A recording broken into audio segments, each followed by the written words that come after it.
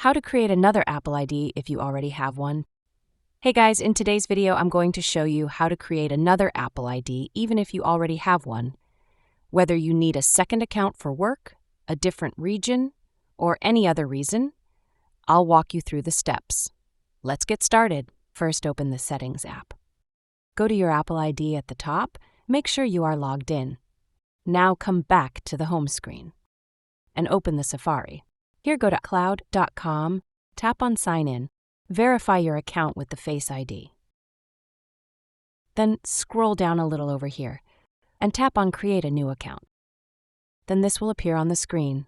From here, type your first name and then the last name and fill the birthday dates. Go to Next and type the email address. Then here comes the major thing, the password. Choose the strong password. Double type to confirm it. Then here mention your country code. And then type your phone number. For verification, you have two options.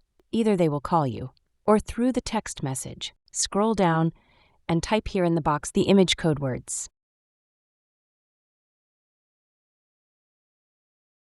If you are all done, then tap on Continue. That's all for the video. If this guide helped you, be sure to like and subscribe for more iPhone tips. Let me know in the comments if you have any questions. Thanks for watching, and I'll see you in the next one.